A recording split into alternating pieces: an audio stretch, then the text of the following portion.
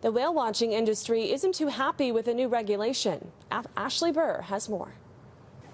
Tourists and locals who want to catch a glimpse of some of Canada's whale population will need to invest in some pretty nice binoculars.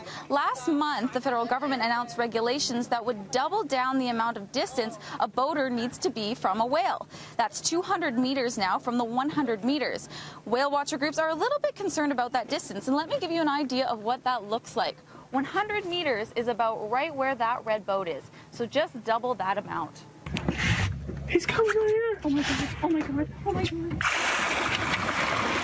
Hi, big boy.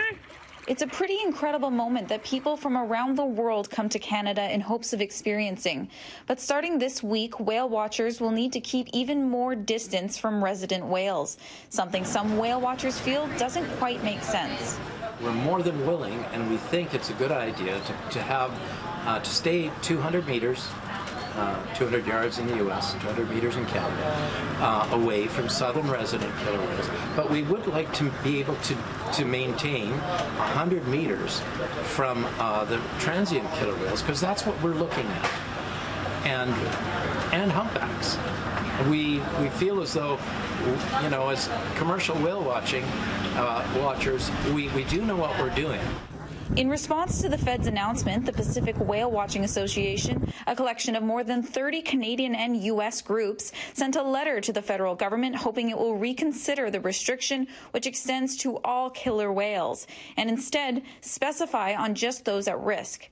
As it is, southern resident whale sightings are quite rare. We have looked at southern residents twice in 98 days. They aren't here. So all of these measures that we're somehow doing and going through really aren't going to help the southern residents. They need salmon. That is what they need. The regulations will be imposed on July 11th. Once that day hits, the boating distance from whales will be doubled. Cedric has no doubt people will want to continue viewing the creatures from any distance, but just isn't sure if the new rules will really help these incredible creatures. They can actually go right through active paths without surfacing once. Yeah. So they can, you know, it's amazing what they can do. And traveling underwater is what they do. In Richmond, Ashley Burr, City News.